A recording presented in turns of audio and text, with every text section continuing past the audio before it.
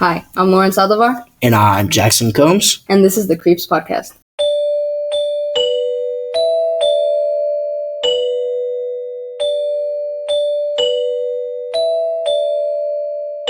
And today we have a special guest. Say hi. Hi, my name is Yuri Servín.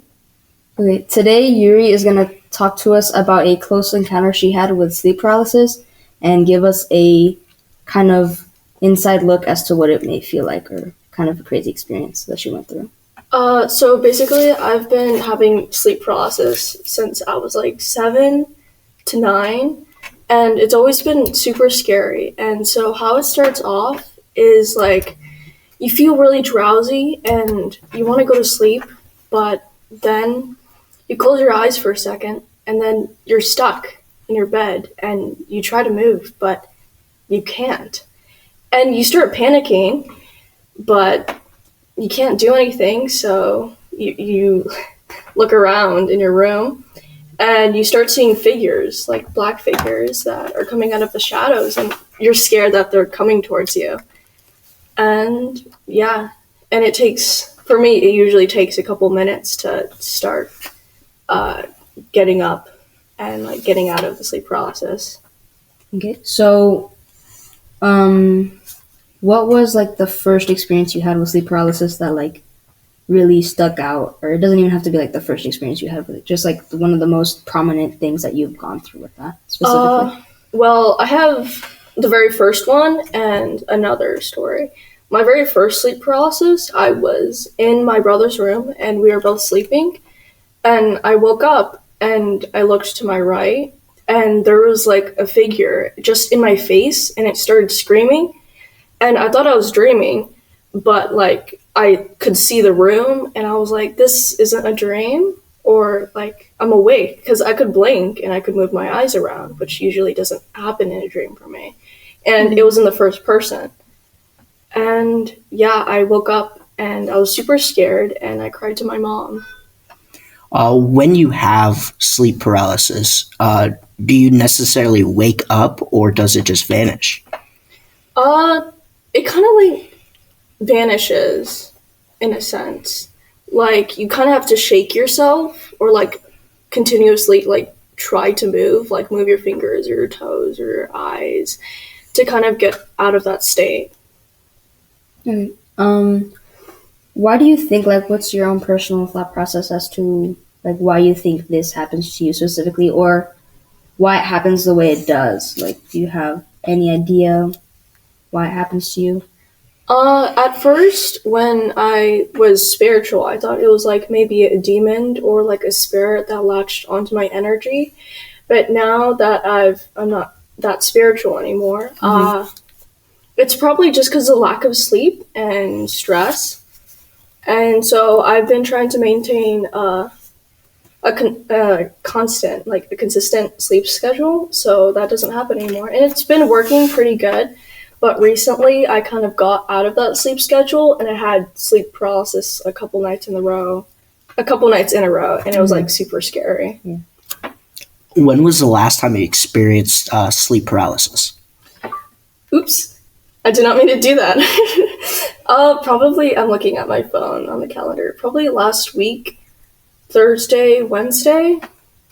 Yeah. Okay. So you said that you had it on your calendar. Do you always log in the days that you have it, and have you recognized like any specific like maybe kind of schedule of sorts that are like routine? Like a pattern? No, I don't usually log it, but I just felt like doing it this time because it had been like maybe a couple weeks since I'd had sleep paralysis. Okay. Well, we appreciate that. Thank you for taking time out of your day to tell us and explain to us how you feel. I'm sure it's not an easy thing to go through. I mean, I've heard other people talk about their own experiences, and I'm just like, I think that's honestly crazy. But, props to you for coming here and just talking to us about it. I really appreciate it. That was, say your name again? Yuri Servín. And that was the sleep paralysis story. I don't know what your thoughts on that was, because I feel like that was kind of like a crazy thing to hear. I personally am terrified of sleep paralysis. Like, it's just the scariest thing out of all supernatural, like demons, all that stuff. Oh, for sure. Sleep paralysis is the scariest to me because, like, you could find a demon in your sleep, and if it approaches you, what are you supposed to do? You do nothing. You can't move. All you can do is look around and accept your fate. Like, you're dead at that point. I mean, for me, since I'm more skeptical, I don't necessarily, when I think about, sleep paralysis, I don't think about like demons and just like scary stuff like that. More, I'm just like thinking about, like Yuri said, she said that she feels like, now that she thinks about it, she feels like it's more of just like irregular sleep cycle, which it is like proven, like having an irregular sleep wake cycle does interfere with your mental health to the extreme sometimes, that you may see things that aren't actually there, and you kind of just, like she said, she can't move, she can't do anything, and I feel like maybe that is just tied to like mental problems. I personally think that they are there, but your lack of sleep opens the world to you being able to see that. Like, you may not see them in your conscience, like in your like regular normal sleep pattern mind, but when you lose sleep, your mind opens up the world that you can't normally see, allowing you to see these, if you will, monsters. Okay, I can kind of see where you're coming from. Like, I'm just trying to make sure, I get my point across, and like you, obviously I'm going to respect your opinion. Like, the only thing I really truly believe in, I guess, is demons, because I know that those are for sure a thing. But for the whole ghost thing, shenanigans, whatever, I'm more of like a not really. But I mean, overall, like, back to the topic, because we drifted a little bit, not gonna lie. But I feel like, I don't know, like, just imagine putting yourself in that situation where you wake up and you just can't do anything. You can't move, and then you like see something like moving around at the corner of your eye. Like, that has to be like the craziest, like scariest experience like anyone can like go through. I mean, I get scared with things in the corner of my eye when I'm fully capable of moving. Yeah, for sure. Like, when you're watching something or you're watching a scary movie, you hear something, you're home alone, and you just hear like a knock or something moving, and you're just like, excuse me, who was that? Like, what was that? Like, like I understand for sure what you mean. And you're fully capable of moving at that point, and put that feeling times two, because now you can't move. Exactly. And a bunch of people would be like, oh, well, I don't care who's in my house, I don't care what I'm seeing, I'm going to square up. Like, no, you're not going to square up, especially if you can't move. Like, in this scenario, you can't move, you can't do anything. You're literally like helpless. You have no sense of movement at all. And for the people who may or may not know what sleep paralysis is, it's essentially to where you go to sleep and then you wake up, but it's a dream, and it's not a dream. Wake up is in air quotes right now, because you don't necessarily wake up. It's like, but you're there. You're half awake in your bed. You can't move your arms or legs, but from what I've heard, you can move your eyes. And a lot of people tend to have supernatural or other encounters via sleep paralysis. And I've also heard that it's like a thing where like people wake up and they feel like there's like a pressure on their chest, or like they can't breathe. And sometimes nothing's really there. They just feel the pressure, but they can also like sometimes they see things like just sitting on top of their chests, and like they can't breathe. Which I think overall, this was a pretty like scary story like to think about, and like, I don't know, it's pretty crazy overall, but I mean, back to the pressure on your chest topic. Scandinavian lore, the word mare is where we get the word nightmare.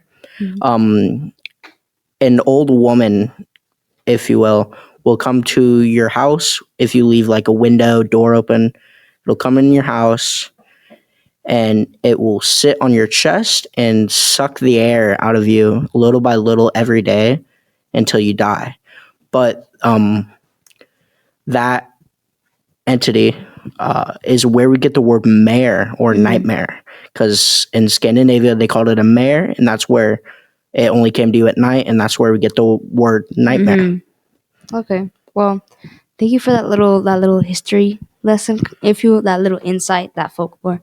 I was think it's pretty interesting hearing different stories from different places around the world. But once again, that was Yuri Servin's story, and I liked it. I mean, It was honestly an it amazing gave, story. yeah, it gave a pretty good perspective. And we also have Vasan's story. What do you Yeah. think of that?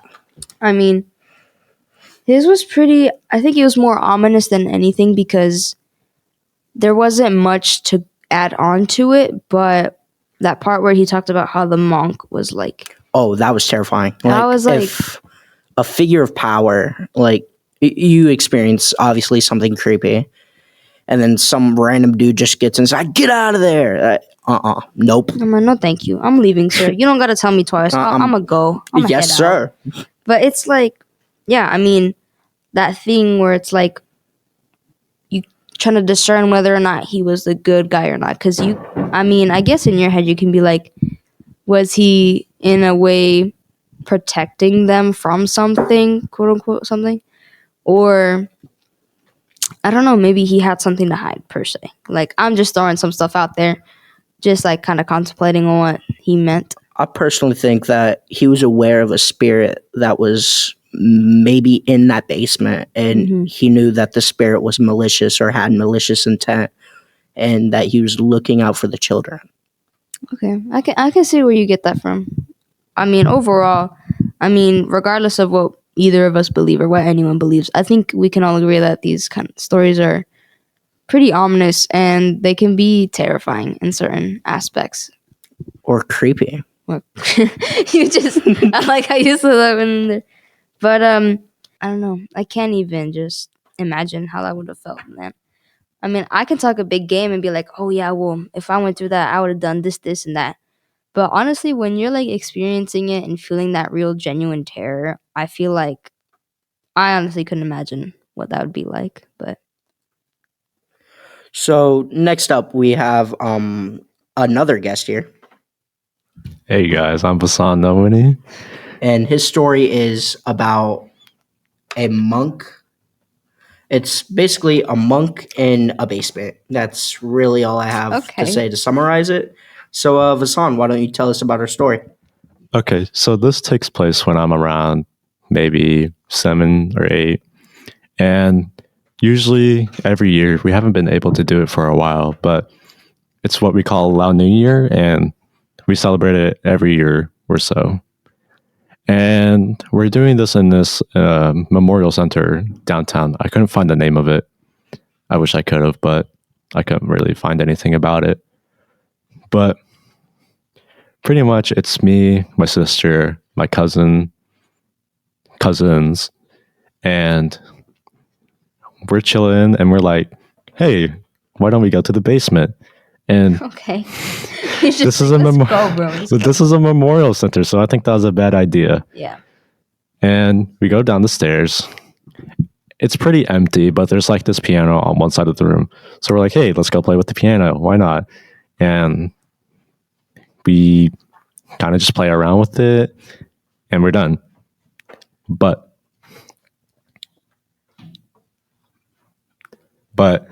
as we walk away, the piano starts playing itself. And we're like, whoa, that shouldn't happen. And then it plays for a while. And a monk comes downstairs and he's like, go back upstairs now. And we're like, okay. So we walk back upstairs and yeah, that's the end of that story. I don't know what happened down there and I'm not willing to know. Honestly, I'm with you because that just sounds like the weirdest like kind of thing to experience. Like on like did the monk just like was he like angry like his tone like did he was like not threatening exactly, but was he like get out, like leave? He sounded pretty stern about it, yeah. Yeah. Well, Do you think that like he could have been like protecting you from something?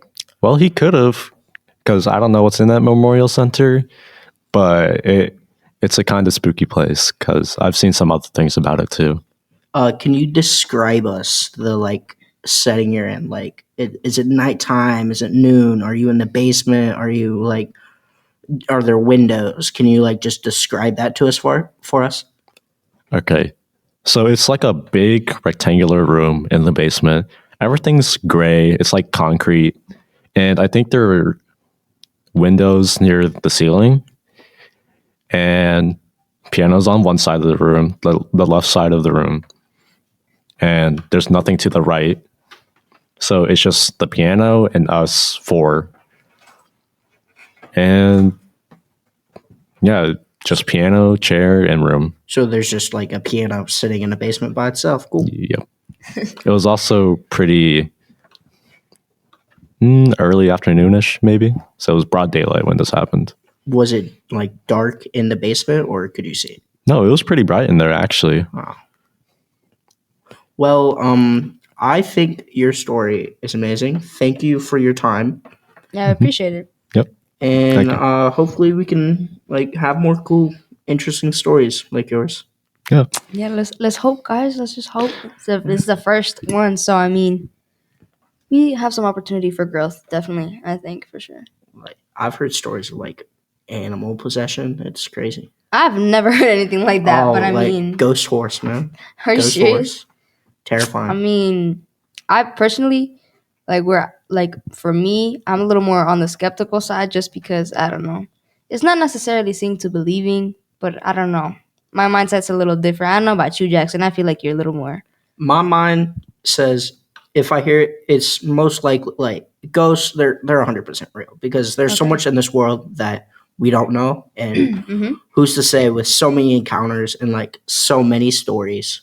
For instance, like so many instances where pianos play, or there's just tons and tons of stories revolving around the paranormal or supernatural, to where it's almost impossible to say it doesn't exist. Okay. Yeah, for sure. I think it's going to be interesting seeing both of our perspectives, kind of see where that goes. But yeah, thank you for telling us your story, taking time out of your day to come here and just relay it all out and kind of give us one of our first stories. So yeah, appreciate that. Yeah, anytime. Yeah, once again, this is Lauren Saldivar. And Jakson Combs. And that was Creeps Podcast.